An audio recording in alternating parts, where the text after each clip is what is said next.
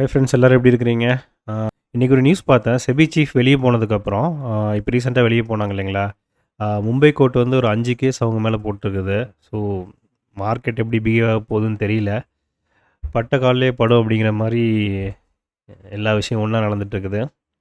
இன்றைக்கி நம்ம பார்க்க போகிற கம்பெனி வந்து கார்ட்ரேட் டெக் அப்படிங்கிற கம்பெனிங்க. இந்த கம்பெனி நீங்கள் கேள்விப்பட்டிருப்பீங்கன்னு நினைக்கிறேன். ஸோ இதெல்லாம் வந்து சேர்ந்ததாங்க கார்ட்ரேட் டெக் குரூப்பு. ஸோ கார்வாலே, பைக்வாலே, ஓஎல்எக்ஸ் இவங்க வாங்கிட்டாங்க. கார்ட்ரேடு, ஸ்ரீராம் ஆட்டோமால், அட்ராய்டு ஆட்டோ இதெல்லாம் சேர்ந்து தான் வந்து கார்ட்ரேடு. இவங்க வெப்சைட்டில் நீங்கள் சப்போஸ் நீங்கள் கார் வாங்குறவங்களா இருந்தீங்கன்னா கண்டிப்பாக நீங்கள் இவங்க வெப்சைட்லாம் கடந்து தான் வந்திருப்பீங்க. ஸோ இது வந்து கார்வாலே வெப்சைட்டு, இது வந்து பைக்வாலேயோடது. கார்வாலேலே வந்து அப்சியூர்னு ஒன்று இருக்குது. இவங்க வந்து இந்த குவாலிட்டி செக் பண்ணுறவங்க. இவங்க வந்து பிட்டிங் பண்ணுறவங்க, நாட் ஒன்லி கார், பைக்கு, இந்த டிராக்டர், லாரி எல்லாமே சேர்ந்து பண்ணுறவங்க இவங்க. ஸோ இதையும் வாங்கிட்டாங்க. ஸ்ரீராம் ஆட்டோமாலையும் இவங்க வாங்கிட்டாங்க. ஓஎல்எக்ஸ் உங்களுக்கு ஆப்வியஸாக தெரியும், இதையும் வாங்கிட்டாங்க. இது வந்து அவங்களோட யூடியூப் வெப்சைட்டு. மெயினாக வந்து பிளாட்ஃபார்ம் பிஸ்னஸ் தான் இவங்க. இதில் வந்து பார்த்திங்கன்னா கிட்டத்தட்ட 8 crore மந்த்லி ஆக்டிவ் யூசர்ஸ் வந்து இந்த பிளாட்ஃபார்ம் யூஸ் பண்ணுறாங்க. 10 கோடிக்கு மேலே வந்து மக்கள் வந்து ஆப்பை டவுன்லோட் பண்ணியிருக்காங்க play store and Apple app ஸ்டோர்லேருந்தும் பண்ணியிருக்கிறாங்க. ஆனுவல் ரீச் வந்து பார்த்திங்கன்னா ஓவர் 150 மில்லியன், அதாவது 15 கோடிக்கு மேலே வந்து வந்திருக்கிறாங்க ஆனுவல் ரீச்சு. இது கிட்டத்தட்ட இந்தியன் பாப்புலேஷனில் 10% அளவுக்கு வந்து பார்த்துருக்குறாங்க. ஸோ லீடர்ஷிப்பில் வந்து பார்த்திங்கன்னா மற்ற பிளாட்ஃபார்ம் பிஸ்னஸை விட இது ஆட்டோ போர்ட்டல்லையும் சரி, இந்த கிளாசிஃபைடு பிஸ்னஸ்லேயும் சரி, வெஹிக்கிள் ஆக்ஷன் பிளாட்ஃபார்மும் சரி, அதாவது இது வந்து பார்த்திங்கன்னா கார்வாலே, பைக்வாலே, இது வந்து ஓஎல்எக்ஸு, இது வந்து இந்த ஸ்ரீராம் ஆட்டோமால். ஸோ இந்த கேட்டகரியில் இவங்க தான் நம்பர் 1ல் இருக்கிறாங்க. எல்லாமே ஆர்கானிக் டிராஃபிக்குங்கிறாங்க. இவங்க எங்கேயும் அட்வர்டைஸ்மெண்ட் கொடுத்தெல்லாம் வரதில்லை. மக்களாக வந்து பார்க்குறது வந்து 95% அளவுக்கு வந்து பார்க்குறாங்க. ஸோ இப்போ வந்து பார்த்திங்கன்னா நம்ம எதாவது கார் வாங்கணும் அப்படின்னா நம்ம என்ன பண்ணுவோம், தமிழில் வந்து சில யூடியூப் சேனல் இருக்குது கரெக்டுங்களா? நம்ம போய் அந்த யூடியூப் சேனல்லாம் போய் ரெஃபர் பண்ணுவோம். அதே மாதிரி நம்ம வெப்சைட்டில் போய் சர்ச் பண்ணோம் அப்படின்னா கண்டிப்பாக நம்ம வந்து இவங்களோட வெப்சைட்லாம் நம்ம அக்ராஸ் பண்ணி தான் வந்திருப்போம். நான் வந்து பார்த்துருக்குறேன் இவங்க வெப்சைட்டை முன்னாடியே. ஃபிசிக்கல் ப்ரெசன்ஸ் வந்து 450 ஃபிசிக்கல் லொக்கேஷன் இருக்குது. டுகெதர் இந்த 3 சேர்த்து ஸ்ரீராம் ஆட்டோமால், அப்சியூர் அவுட்லெட்டு, ஓஎல்எக்ஸ் இந்தியா அவுட்லெட்ஸ் இதெல்லாம் சேர்த்து ஃபிசிக்கலாக இவங்கள்ட்ட 450 லொக்கேஷனில் இருக்கிறாங்க. கார்ட்ரேட் வந்து அந்த ஸ்ரீராம் ஆட்டோமால், அதுதான் சாமில் அப்படிங்கிறாங்க, அதையும் அவங்க வாங்கிட்டாங்க. அதுக்கப்புறம் வந்து பார்த்திங்கன்னா 1.5 மில்லியன் வெஹிக்கிள்ஸ் வந்து பெர் இயர் வந்து இவங்க ஆக்ஷனில் விட்டுட்டுருக்காங்க. இந்த ஆக்ஷன்லனா ஒன்றும் இல்லைங்க, இந்த என்பிஎஃப்சி பேங்க்கு இதெல்லாம் பார்த்திங்கன்னா இந்த டியூ கட்டாமலாம் வரும் பார்த்திங்களா? ஸோ அதெல்லாம் இவங்க வந்து ஆக்ஷனுக்கு வந்து இவங்க லொக்கேஷனுக்கு கொண்டு வந்துடுவாங்க. ஒவ்வொரு லொக்கேஷனுமே வந்து இவங்க 130 லொக்கேஷன் என்னமோ இருக்குன்னு நினைக்கிறேன். ஸ்ரீராம் ஆட்டோமாலுக்கு மட்டும் ஒவ்வொன்றுமே 5 ஏக்கர் அப்படிங்கிற மாதிரி நான் படித்தேன். அது நோட்ஸில் இருக்குன்னு நினைக்கிறேன், நான் உங்களுக்கு காட்டுறேன். செக்மெண்ட் ரிசல்ட்ஸில் வந்து பார்த்திங்கன்னா கன்சியூமர் அப்படின்னு இவங்க சொல்கிறது எல்லாமே கார்வாலே, பைக்வாலே, கார்ட்ரேட் இதெல்லாம் சேர்த்துனது கன்சியூமர். அதுலேருந்து இவங்களுக்கு 67 crore ரெவன்யூ வந்துருக்குது. ரீமார்க்கெட்டிங் அப்படிங்கிறது வந்து இந்த ஆட்டோமால் பார்த்தோம் இல்லைங்களா, ஸ்ரீராம் ஆட்டோமால், அதுலேருந்து இவங்களுக்கு வந்து இது வந்து பார்த்திங்கன்னா க்ளோஸாக இருக்குது. இது ஒரு 58 crore. கன்சியூமரும் ரீமார்க்கெட்டிங்கும் இவங்களுக்கு நல்ல பெரிய ஸ்கோப்பு. இதுவும் வந்து க்ளோஸாக தான் இருக்குது ஓஎல்எக்ஸும். ஸோ டாப் ரேஞ்சில் வந்து பார்த்திங்கன்னா கன்சியூமர் வந்து 67 crore, ரீமார்க்கெட்டிங்கில் 58 crore, ஓஎல்எக்ஸ் இந்தியாவில் க்ளோஸ் டு 50 crore வந்து இந்த குவார்ட்டர் Q3யில் வந்து இவங்க ரெவன்யூ ஜென்ரேட் பண்ணியிருக்கிறாங்க. கன்சியூமரில் இவங்களுக்கு மெயினாக எப்படி சம்பாதிக்கிறாங்க அப்படின்னா, ஓஇஎம் அப்படிங்கிறது டைரெக்டாக மாருதி சுசுகி ஆகட்டும், இல்லை டாட்டா மோட்டார்ஸ் ஆகட்டும், ஹூண்டாய் ஆகட்டும், இவங்க வந்து டைரெக்டாக அட்வர்டைஸ்மெண்ட் பண்ணுவாங்க. இந்த வெப்சைட்டில் பார்த்தீங்கன்னாலே உங்களுக்கு தெரியும். ஸோ இதெல்லாம் நியூ கார்ஸ் கரெக்டுங்களா? இதெல்லாம் வந்து நீங்கள் கிளிக் பண்ணிங்க அப்படின்னா அந்த show price in my city அப்படின்னு போட்டிங்கன்னா, நீங்கள் ஜஸ்ட் ஏதோ ஒன்று சர்ச் பண்ணுங்களேன், போட்டிங்கன்னா உங்களுக்கு தெரியும். இது வந்து டைரெக்டாக அது க்ளோஸ் டு டீலர்ஸ்க்கு இது கொண்டு போகும். நீங்கள் கெட் மார்ச் ஆஃபர்னு இவங்கள்ட்ட நீங்கள் ஆஃபரை வாங்கிட்டு நீங்கள் அந்த டீலருக்கு கொண்டு போயிடுவாங்க. உங்களை ரீடைரக்ட் பண்ணிவிடுவாங்க அவங்க. ஸோ இது மாதிரி ஓஎம் அண்ட் டீலர் அட்வர்டைஸ்மெண்ட்லேருந்து வரதில் இருக்குது. லீட் ஜென்ரேஷன் இந்த போடுறாங்கல்ல பார்த்தீங்களா, இதுலேருந்து இவங்களாவும் போடுவாங்க. இவங்களா போடுறப்போ அதை கிளிக் பண்ணி போடுறது தான் வந்து லீடும்பாங்க. ஸோ அதுலேருந்து ஃபீஸ் வருது. கம்பெனிஸ் வந்து தன்னோட காரை டாப்பாக கொண்டு வரணும் சர்ச்சில் அப்படிங்கிறதுனால ஸ்பான்சர்டு கார் லிஸ்டிங்கும் கொடுப்பாங்க.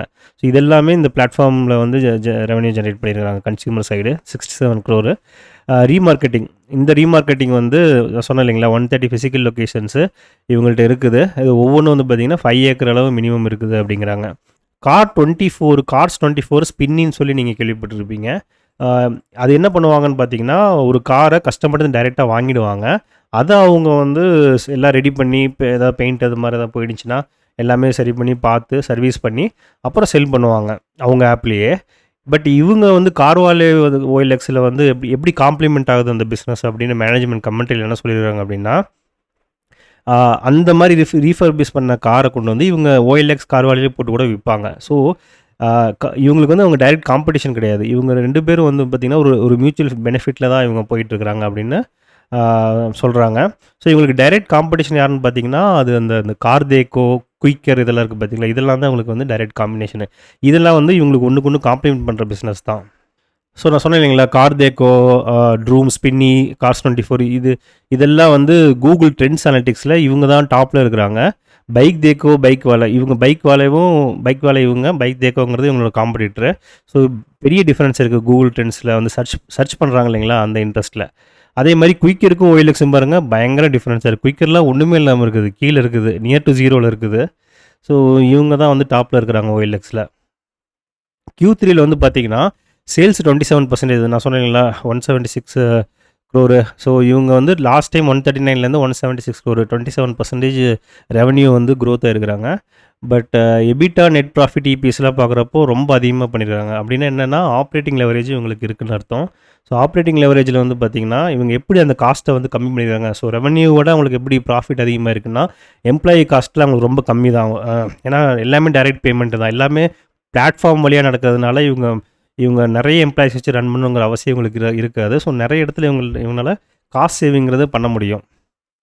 அதே மாதிரி பிஸ்னஸ் பிரேக் டவுன் வந்து பார்த்திங்கன்னா நியூ கார்ஸ் தான் வந்து இவங்க அதிகமாக சேல் பண்ணுறது. இவங்களோட கன்சியூமர் பிஸ்னஸில் அந்த கார் வாலை, பைக் வாலை, கார் ட்ரேட் இதிலெல்லாம் 85 to 86% நியூ கார்ஸு, 14-15% தான் யூஸ்டு கார்ஸ் பண்ணுறாங்க.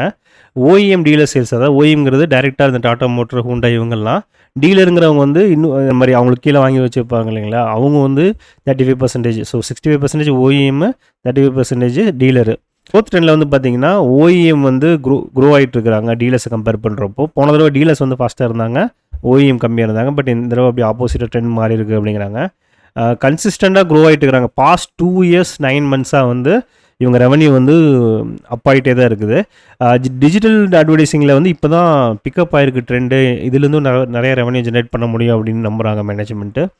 இன்வென்ட்ரி டேஸில் வந்து பார்த்திங்கன்னா 80 to 85 days அக்டோபரில் இருந்தவங்க 65 days குறைச்சிருக்கிறாங்க இன்வென்ட்ரி வச்சுருக்கிறதுல. அக்டோபர், நவம்பரில் வந்து பார்த்திங்கன்னா நேச்சுரலாகவே எங்களுக்கு வந்து ஹை செல்லிங் மந்த்ஸ் அப்படிங்கிறாங்க. ஹை இன்வென்ட்ரி தான் ஹை டிரைவ் க்ரோத் பண்ணதுனா அப்படின்னு கேட்ட கேள்விக்கு மேனேஜ்மெண்ட் என்ன சொல்கிறாங்கன்னா, அப்படியெல்லாம் கிடையாது. கன்சியூமர் வந்து எந்த வாங்க வராங்க.